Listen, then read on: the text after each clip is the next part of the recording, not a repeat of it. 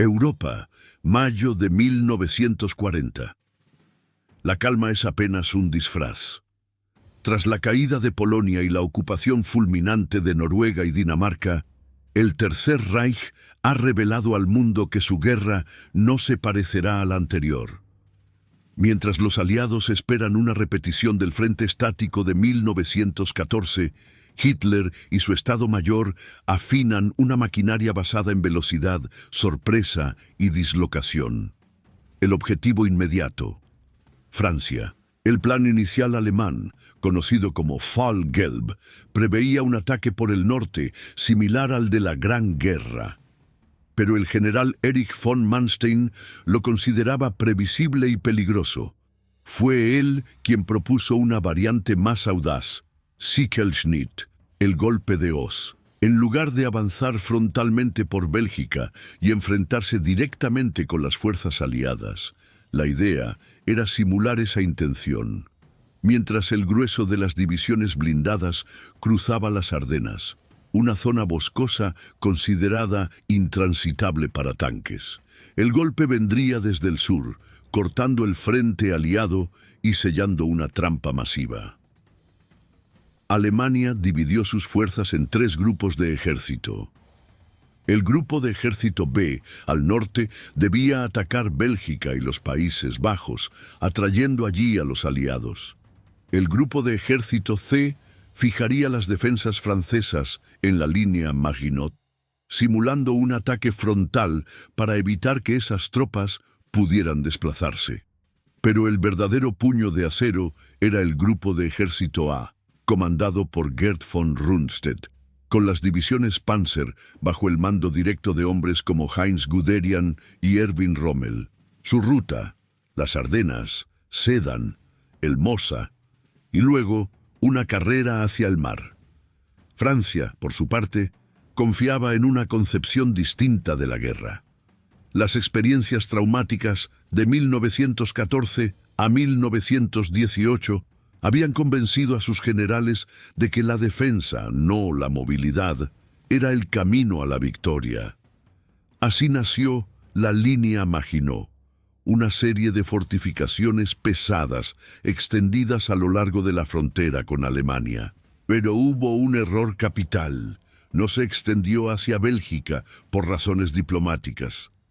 El plan aliado, conocido como Plan D, preveía avanzar hacia el río Dyle, en Bélgica, apenas comenzara una invasión alemana. Así, las fuerzas británicas y francesas se moverían para detener el avance enemigo en territorio belga, repitiendo el escenario de 1914. Pero este despliegue tenía una falla crítica: dejaría el flanco sur expuesto, justo donde los alemanes planeaban golpear. Además, la Wehrmacht había aprendido de sus errores en Polonia. Las radios estaban ahora instaladas en todos los tanques. La doctrina del Auftragstaktik permitía a los oficiales tomar decisiones en el terreno sin esperar órdenes del alto mando. Los grupos de combate eran flexibles. Las divisiones Panzer se movían con una coordinación nunca antes vista en Europa, y sobre ellas la Luftwaffe estaba lista para aplastar cualquier punto de resistencia. Mientras París debatía burocracias y Londres buscaba consenso político, los generales alemanes movían unidades con una precisión quirúrgica. El engaño estaba en marcha. Los aliados morderían el anzuelo en el norte, mientras en las profundidades del bosque de las Ardenas el verdadero martillo comenzaba a levantarse. Y entonces, el 10 de mayo de 1940, la Wehrmacht activó simultáneamente 3 frentes al oeste: Países Bajos, Bélgica y Luxemburgo. A simple vista, parecía la reedición del Plan Schlieffen de la Gran Guerra: penetrar por el norte para flanquear las defensas francesas. Pero el verdadero objetivo no era ocupar los Países Bajos, era atraer al grueso del ejército aliado hacia una trampa perfectamente tendida. El grupo de ejército B, comandado por Fedor von Bock, recibió la tarea de llevar la carga de esa distracción. debía atacar directamente a través de Bélgica y Holanda para hacer creer que ese era el eje principal del asalto alemán. Para ello, se emplearon recursos masivos, entre ellos unidades aerotransportadas, divisiones blindadas y una intensa cobertura aérea de la Luftwaffe. En el frente holandés, se ejecutó la primera gran operación aerotransportada de la historia militar moderna. El séptimo cuerpo aéreo de Kurt Student desplegó una división de paracaidistas, la séptima Flieger Division, y una división aerotransportada, la 22ª División de Infantería Aerotransportada, sobre aeródromos clave en Rotterdam, La Haya y Dordrecht. En la madrugada del 10 de mayo, una ola de planeadores DFS-230 aterrizó con precisión quirúrgica sobre las posiciones enemigas. Los Fallschirmjäger capturaron pistas de aterrizaje, puentes y centros de comunicación. La resistencia holandesa fue valiente pero desigual, mal equipada, desorganizada y sin posibilidad de reacción coordinada. En Rotterdam, los combates se intensificaron en torno al puente sobre el Mosa. Tras días de lucha, los alemanes exigieron rendición. Para presionar, lanzaron un ataque aéreo que destruyó el centro histórico el 14 de mayo. Más de 800 personas murieron y 20.000 edificios fueron destruidos. Aquel mismo día, el alto mando holandés capituló, excepto la provincia de Zelanda, que cayó 3 días después. Holanda fue ocupada en apenas 5 jornadas. Mientras tanto, en la frontera este de Bélgica, tuvo lugar una acción que pasaría a la historia por su audacia táctica, el asalto al fortín de Ebenemael. Considerada una de las fortalezas más avanzadas de Europa, protegía el canal Alberto y controlaba accesos clave a Lieja. A las 4:30 del 10 de mayo, 78 ingenieros alemanes aterrizaron directamente sobre el techo del fuerte usando planeadores silenciosos. Equipados con cargas huecas y lanzallamas, inutilizaron las torretas de artillería, destruyeron los accesos internos y sembraron el caos entre la guarnición.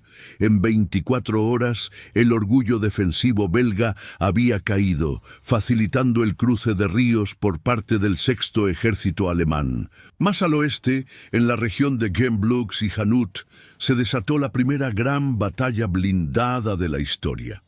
El segundo cuerpo Panzer y el 16º cuerpo Panzer, al mando de Hoepner, se enfrentaron a unidades francesas dotadas de carros pesados como el Somois S-35 y el Char B-1.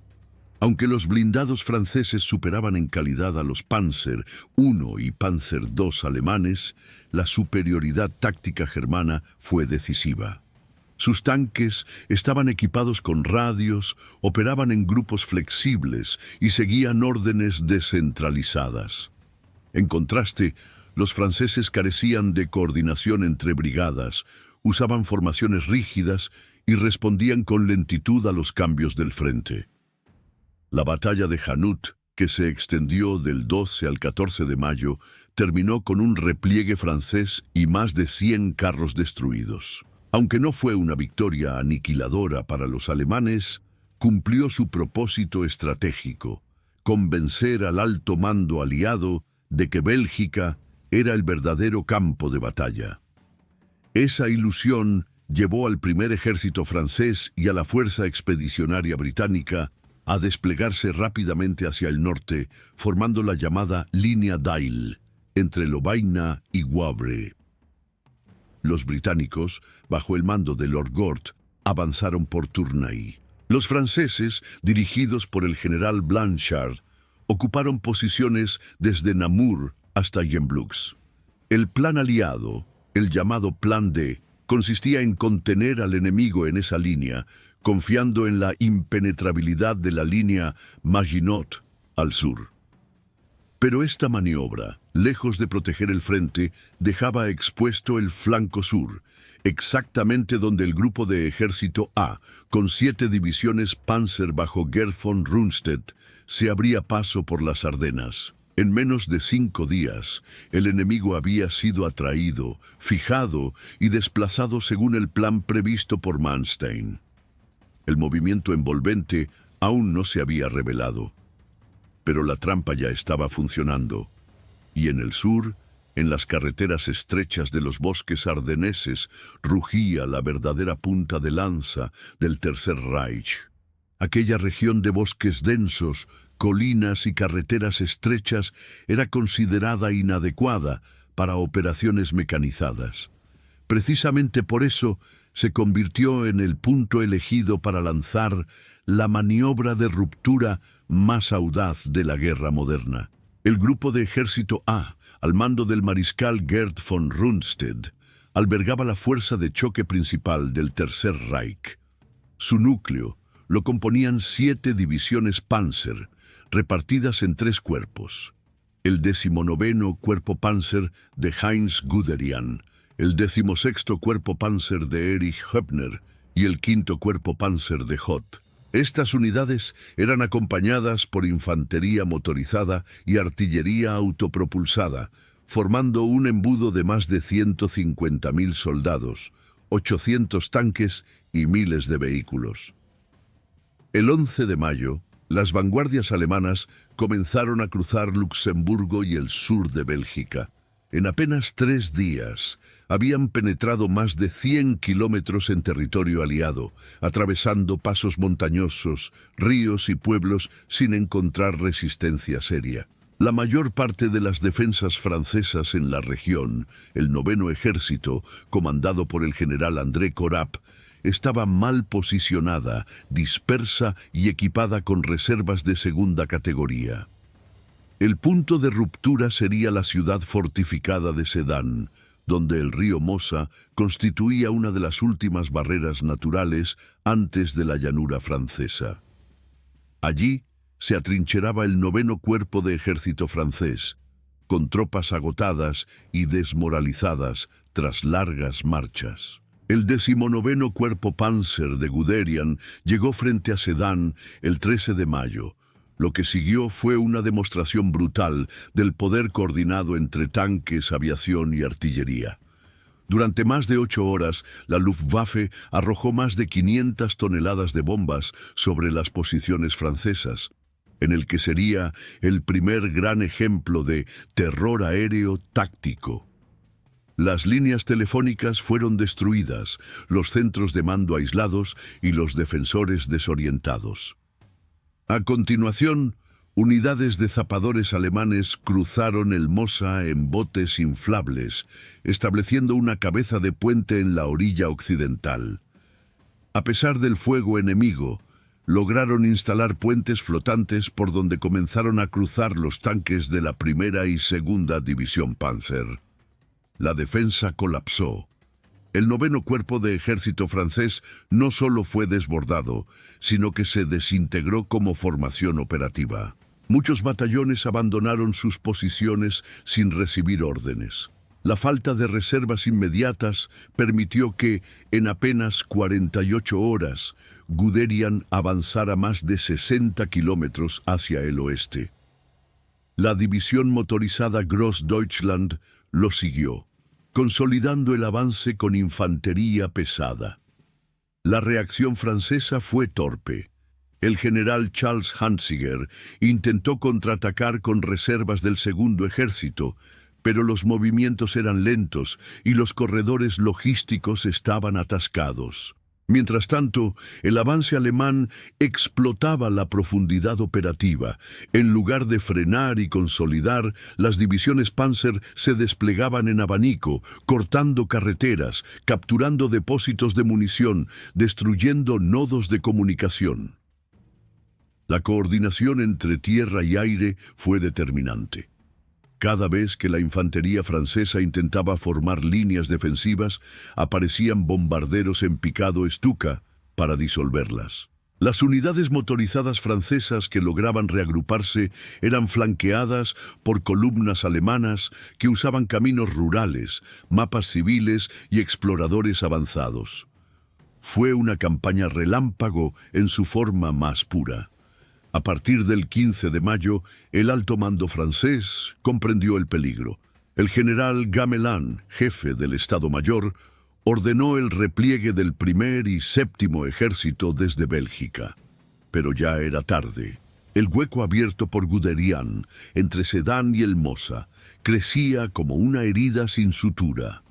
El colapso del flanco sur aliado dejó expuesto a todo el frente norte, donde los británicos y belgas seguían luchando en la línea Dyle, sin saber que, a sus espaldas, el enemigo ya se movía en dirección a la costa.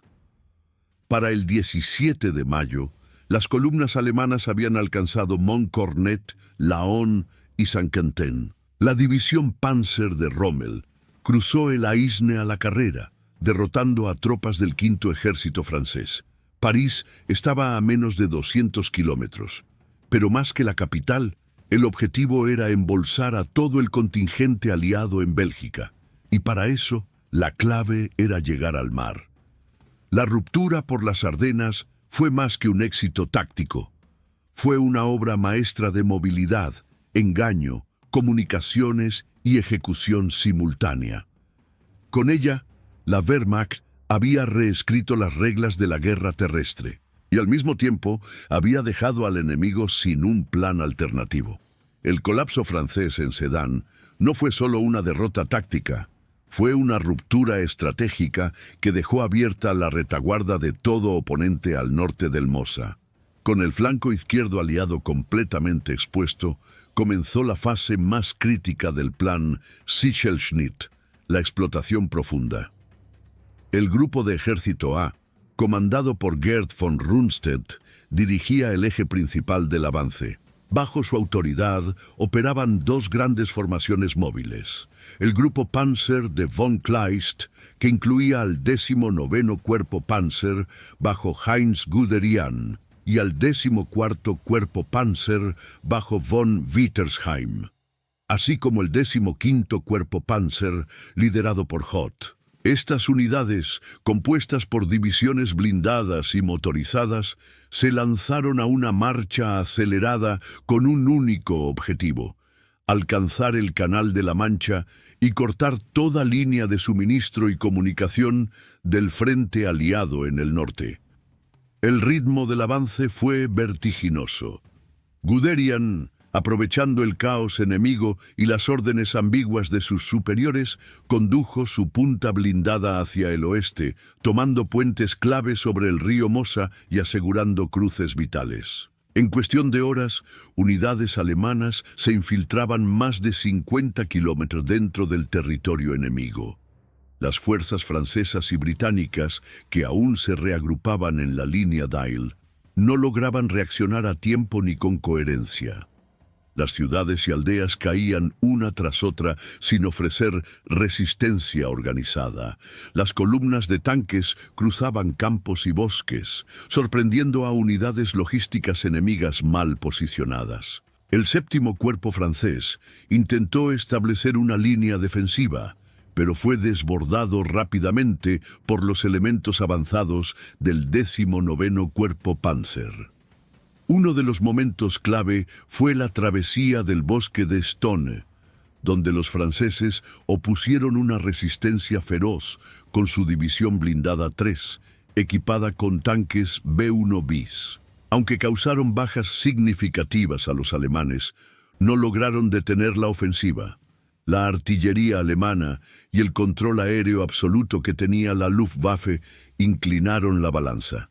Las bombas Stuka, dirigidas contra nudos de carreteras y puntos fortificados, desorganizaron cualquier intento de defensa.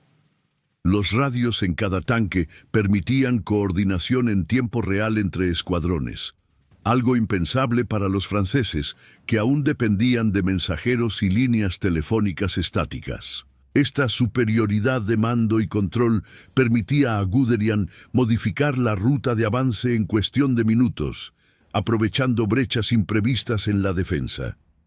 Mientras tanto, el grupo de Ejército B mantenía a las tropas aliadas entretenidas en el norte, en combates como los de Gembloux y Leuven.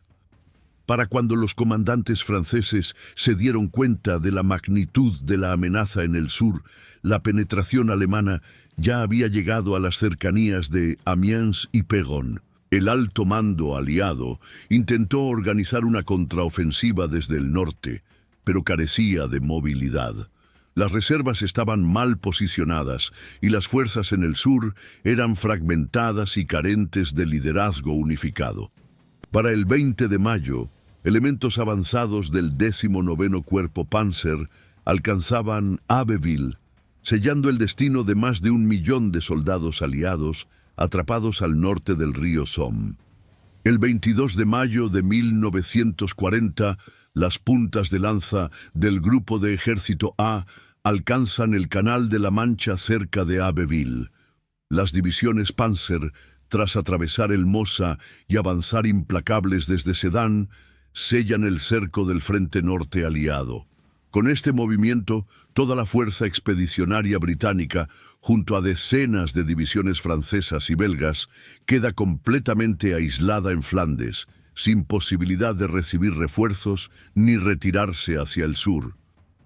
Ese mismo día, en un intento desesperado por frenar el colapso total, las fuerzas británicas lanzan una contraofensiva, la Batalla de Arras. La operación es coordinada por el general Harold Franklin, al mando de una agrupación improvisada que incluye la Brigada de Tanques número 1 y la Brigada de Infantería número 6.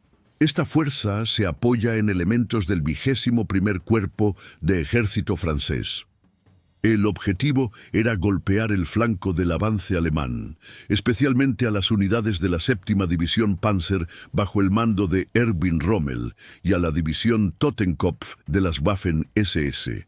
En las primeras horas del ataque, los tanques Matilda II británicos, con blindaje casi impenetrable para los cañones antitanque alemanes de 37 milímetros, irrumpen con fuerza y causan graves pérdidas. La infantería británica avanza protegida por los Matilda, destruyendo posiciones de infantería alemana y sembrando el pánico.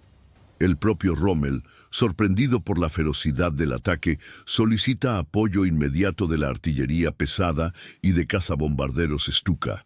En sus memorias, Rommel exagera la magnitud del ataque, describiendo una fuerza mecanizada de grandes proporciones, cuando en realidad se trataba de unos 60 tanques operativos. El avance británico, sin embargo, pronto se ve limitado por la falta de apoyo logístico, comunicaciones inestables y el desgaste acumulado. Las unidades aliadas carecen de coordinación operativa y no reciben refuerzos. A pesar de los éxitos iniciales, la ofensiva es detenida en pocas horas por los contraataques alemanes y la supremacía aérea de la Luftwaffe. No obstante, el impacto de la batalla de Arras supera lo táctico. El alto mando alemán, en especial Hitler, teme que haya más contraataques similares o incluso una gran ofensiva aliada desde el sur. Este temor lleva a una decisión que cambiará el curso de los días siguientes: la orden de paro, dictada el 24 de mayo. Hitler, convencido por Gerd von Rundstedt y otros generales de que los tanques deben detenerse para consolidar posiciones, ordena suspender el avance sobre Dunkerque. Esta pausa de más de 48 horas da un respiro crucial a los aliados. Aunque las tropas en Flandes siguen cercadas, el tiempo ganado permite organizar defensas alrededor de Dunkerque y preparar la retirada marítima que se avecina. La batalla de Arras, aunque fallida en sus objetivos inmediatos, se convierte en una maniobra decisiva que frena el ímpetu alemán justo en el momento clave. Mientras tanto, las fuerzas alemanas consolidan sus posiciones en la costa, cortando completamente el paso hacia el sur. Las divisiones Panzer se reagrupan, la Luftwaffe intensifica los bombardeos y el mando alemán se prepara para eliminar la bolsa aliada. El siguiente paso será intentar destruir por completo al enemigo aislado en el norte. Pero esa pausa cambiará todo. Con la costa sellada por las divisiones Panzer en Abbeville y Boulogne, y el avance alemán extendiéndose hacia el norte y el este, el destino de las fuerzas aliadas en Bélgica y Flandes quedó sellado. Más de 400.000 soldados británicos, junto a casi 500.000 de franceses y belgas, quedaron atrapados en un corredor estrecho entre el mar y la Wehrmacht. Era el colapso del Frente Norte. La fuerza expedicionaria británica, bajo el mando de Lord Gort, trató de establecer una línea defensiva móvil. Las tropas, desgastadas por días de combate y con escasos suministros, se reagruparon a lo largo de un eje improvisado que iba desde Lille hasta las afueras de Dunkerque. Al mismo tiempo, el primer ejército francés, que había combatido en Gembloux y retirado lentamente hacia el oeste, trató de reorganizarse en torno a Bethune y Armentières. Uno de los episodios más relevantes fue la resistencia del quinto ejército francés en Lille, comandado por el general Jean-Baptiste Molinier. Las fuerzas bajo su mando, compuestas en su mayoría por restos de unidades del norte, ofrecieron una defensa numantina desde el 25 hasta el 30 de mayo. Rodeados y sin esperanza de relevo, contuvieron a más de 4 divisiones alemanas, obligando a la Wehrmacht a emplear artillería pesada y asaltos sucesivos. La defensa de Lille permitió retrasar el avance enemigo hacia el este y ganar un tiempo precioso para los británicos que ya iniciaban la evacuación en Dunkerque. La Luftwaffe, consciente de que el cerco debía culminar en una destrucción total, redobló sus ataques contra los puertos de Calais, Newport y especialmente Dunkerque. Bombardeos ininterrumpidos durante el día y la noche destruyeron almacenes, depósitos de municiones y embarcaciones civiles. Las columnas de soldados y civiles que se dirigían al litoral fueron atacadas sin descanso. Muchos caminos quedaron cubiertos de vehículos calcinados y cuerpos sin sepultar. Mientras tanto, la famosa orden de paro seguía en vigor. Los comandantes de Panzer, incluidos Guderian, Rommel y Hoth, presionaban para reanudar la ofensiva terrestre contra Dunkerque, pero Hitler, convencido por Göring de que la Luftwaffe podía aniquilar al enemigo desde el aire, mantuvo la pausa. Esa decisión salvó a decenas de miles de soldados aliados. En el frente diplomático, los alemanes lograron que el rey Leopoldo III de Bélgica capitulara el día 28 de mayo. La rendición belga liberó a varias divisiones alemanas que fueron inmediatamente trasladadas hacia el este del cerco. La retirada de los belgas también desorganizó aún más las líneas aliadas, que se vieron obligadas a cubrir nuevos huecos con tropas agotadas. Para el 30 de mayo, el perímetro defensivo de Dunkerque estaba formado por una mezcla de batallones británicos, regimientos franceses de infantería ligera, artillería costera improvisada y unidades logísticas reconvertidas en infantería. El enemigo rodeaba la zona por 3 costados y los bombardeos no cesaban. Aún así, la resistencia fue tenaz. Las divisiones alemanas, al retomar el avance el 31 de mayo, encontraron un frente que no esperaban. Cadenas de trincheras, barricadas, fuego cruzado desde edificios en ruinas y una voluntad férrea de sobrevivir. Lo que debería haber sido una aniquilación rápida se convirtió en una guerra de desgaste urbana, con cada día ganado por los aliados, significando miles de vidas rescatadas por mar.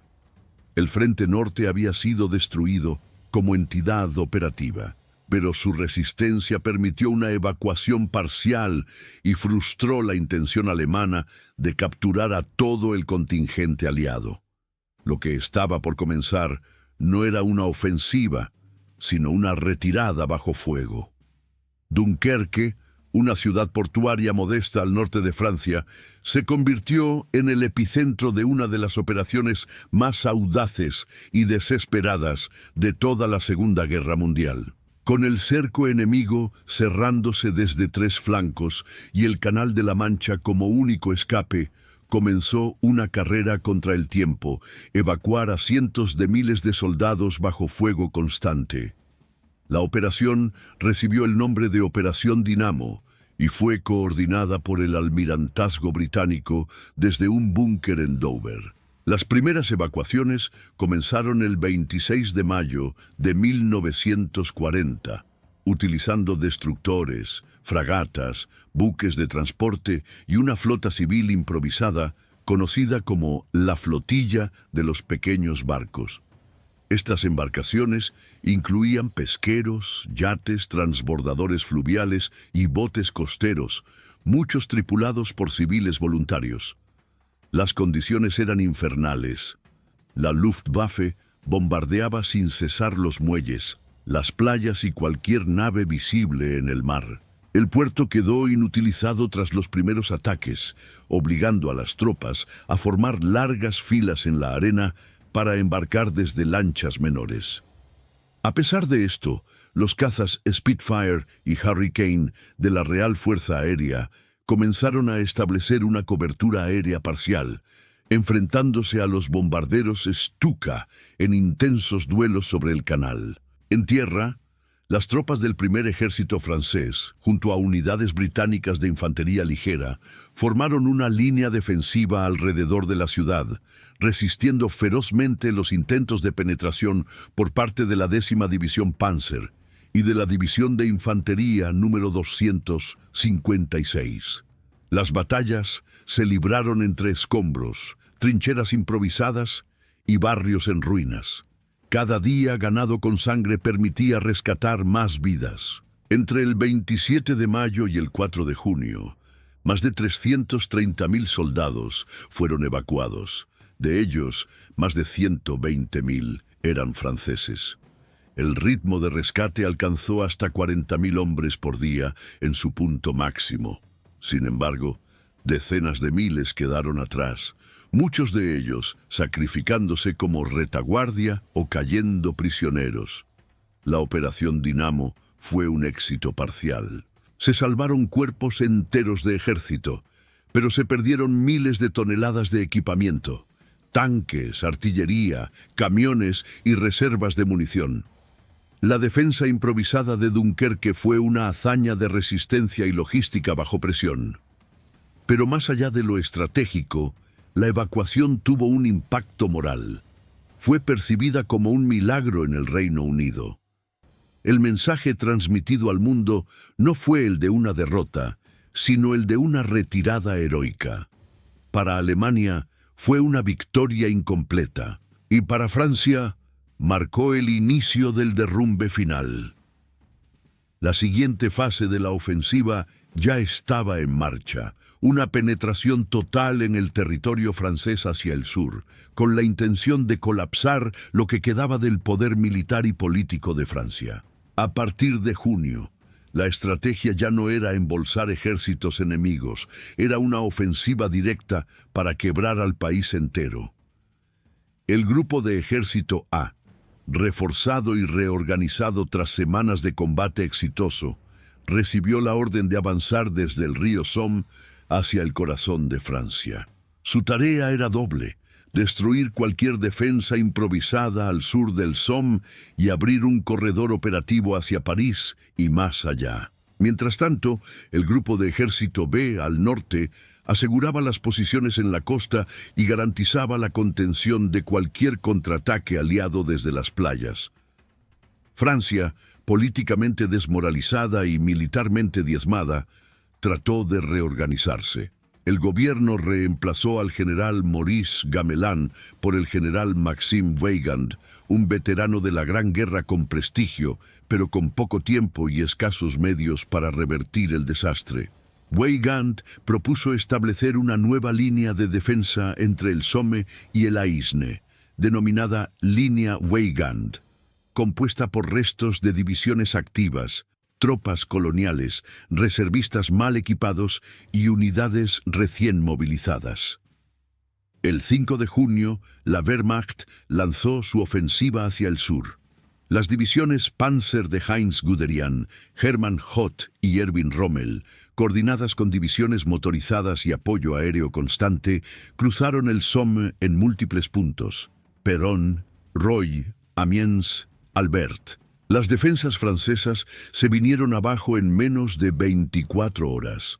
La velocidad del avance fue tal que muchas unidades galas ni siquiera tuvieron tiempo de desplegarse. Las líneas de comunicación fueron destruidas sistemáticamente por los Stuka y los puentes volaron por los aires antes de poder ser utilizados por las tropas aliadas. El panorama era caótico. Los civiles franceses, horrorizados por la violencia del Blitzkrieg y traumatizados por la guerra anterior, abandonaron pueblos y ciudades en masa. Se produjo el mayor éxodo en la historia moderna de Francia. Más de 8 millones de personas tomaron caminos secundarios, ferrocarriles y rutas improvisadas, formando interminables columnas humanas que entorpecían cualquier maniobra defensiva del ejército francés. La huida civil era tan masiva que algunas divisiones francesas quedaron atrapadas entre la población y no pudieron maniobrar ni siquiera para replegarse con orden. Pese a todo, hubo resistencia. El cuarto ejército francés, junto a algunas divisiones coloniales y de la reserva, defendió posiciones entre el Aisne, el Marne y el Loira. Algunos pueblos como Montmirail, La Ferté-sous-Jouarre y Meaux vieron combates desesperados entre infantería gala y tropas motorizadas alemanas. En estos puntos, las fuerzas francesas utilizaron artillería de campaña y blindados Renault antiguos para retrasar el avance, aunque sin posibilidad de recuperar la iniciativa estratégica. La Luftwaffe, superior en número y eficacia, destruyó posiciones, centros logísticos y concentraciones de tropas con una precisión devastadora. En el plano político, la situación se deterioraba aún más. El gobierno de Paul Reynaud se debatía entre continuar la resistencia o buscar un armisticio. La caída de París parecía inminente. El 10 de junio se tomó una decisión simbólica y trágica: abandonar la capital. El presidente Albert Lebrun, el primer ministro Reynaud y la mayoría del gabinete huyeron hacia Tours y más tarde hacia Burdeos. Weygand, al tanto de que no podría defender París sin provocar una masacre, declaró la ciudad como ciudad abierta. El ejército y la policía evacuaron sus posiciones y no se permitió combate urbano alguno. El 14 de junio, en la madrugada, las avanzadas alemanas de la 8ª División Panzer y unidades de reconocimiento de la 2ª División SS Das Reich ingresaron a París sin disparar un solo tiro. En pocas horas, la bandera con la cruz gamada fue izada en los edificios oficiales: la ópera, la sede del gobierno municipal, la Cámara de Comercio. Los tanques alemanes desfilaron por los campos elíseos, mientras un silencio absoluto reinaba entre los parisinos. El trauma era profundo, la humillación total. La toma de París marcó un punto de no retorno. En apenas 39 días, Alemania había quebrado el aparato militar más grande de Europa Occidental. A nivel simbólico, la caída de la Ciudad Luz era la derrota de la República Francesa, del espíritu de Versalles y del orgullo de toda una nación. Pero Francia aún no había firmado la paz. Weygand intentaba reagrupar fuerzas en el sur del país. Algunos oficiales, como Charles de Gaulle, llamaban a continuar la resistencia desde África o desde Bretaña. Mientras tanto, la Wehrmacht seguía avanzando, imparable, con una misión pendiente: forzar la rendición total. Y eso implicaba más sangre. Tras la caída de París, el 14 de junio de 1940, el avance alemán no se detiene. El grupo de ejército A y el grupo de ejército B redirigen sus fuerzas hacia el sur, cruzando el Sena y apuntando ahora al Loira. Las defensas francesas están completamente fragmentadas, sin posibilidad real de organizar una línea continua de resistencia. Las unidades que aún combaten lo hacen aisladas, con escaso apoyo logístico, sin cobertura aérea y frente a una Wehrmacht que ya ha demostrado su eficacia implacable. La moral en el alto mando francés se ha desplomado. La dimisión del primer ministro Paul Reynaud el 16 de junio y la ascensión del mariscal Philippe Pétain al poder político marcan un punto de no retorno. Pétain, héroe de Verdún en la Gran Guerra, se presenta como la figura de la rendición honorable. En un discurso transmitido por radio el 17 de junio, anuncia al pueblo francés su decisión de buscar un armisticio inmediato con Alemania. La frase «hay que cesar el combate» resuena en una nación exhausta y derrotada. Mientras tanto, en el terreno, el avance alemán continúa a gran velocidad. Las divisiones Panzer cruzan el Loira en varios puntos clave, entre ellos Orleans y Tours, donde los puentes han sido abandonados sin una defensa significativa. La resistencia local, si bien heroica en ocasiones, carece de dirección estratégica. Las unidades alemanas encuentran escasa oposición mientras avanzan hacia el sur, penetrando en regiones que hasta entonces habían permanecido al margen de la guerra. En esta fase, la Luftwaffe vuelve a desempeñar un papel decisivo. Los bombarderos en picado Stuka siembran el caos entre las columnas de refugiados, militares en retirada y cualquier nodo logístico francés. Las estaciones de ferrocarril, cruces de caminos, depósitos de municiones y talleres son blancos prioritarios. La infraestructura francesa colapsa bajo el peso del ataque y del éxodo civil. Millones de personas intentan escapar hacia el sur, creando un escenario de caos sin precedentes en la historia moderna de Francia. El gobierno francés, que había abandonado París para instalarse primero en Tours y luego en Burdeos, entra en pánico. Las comunicaciones entre ministerios se interrumpen. El mando militar se encuentra dividido y algunos ministros incluso abogan por continuar la lucha desde las colonias en el norte de África. La propuesta de embarcarse hacia Argel y continuar la resistencia desde allí es rechazada por Pétain y su círculo más cercano. A nivel militar, las divisiones francesas del frente del Loira intentan ofrecer resistencia en ciudades como Le Mans, Châteauroux y Bourges, pero estas defensas son rotas con relativa facilidad. Las fuerzas francesas ya no poseen reservas operativas significativas. La artillería está escasa. La aviación ha sido diezmada y los tanques restantes han sido dispersados o destruidos en los combates anteriores. Lo que queda son agrupaciones irregulares, sin coordinación central, luchando en retirada. La rapidez del avance alemán desborda cualquier intento de establecer nuevas líneas defensivas. El ejército alemán llega a Limoges y Poitiers a finales de junio. Mientras tanto, en el sur, ciudades como Lyon y Clermont-Ferrand se preparan para un enfrentamiento que nunca llega. Los alemanes han preferido mantener la presión en el centro del país, conscientes de que la rendición total está próxima. Mientras París caía en manos del invasor, el gobierno francés atravesaba su mayor crisis desde la Primera Guerra Mundial. El mariscal Philippe Pétain, símbolo viviente de la victoria de 1918, fue nombrado jefe del gobierno el 17 de junio de 1940. Apenas asumió el poder, solicitó oficialmente un armisticio con Alemania. La República Francesa, extenuada, dividida y sin capacidad de reacción, buscaba evitar una destrucción aún mayor. En la madrugada del 21 de junio, una delegación francesa encabezada por el general Charles Hunziker se presentó en el bosque de Compiègne.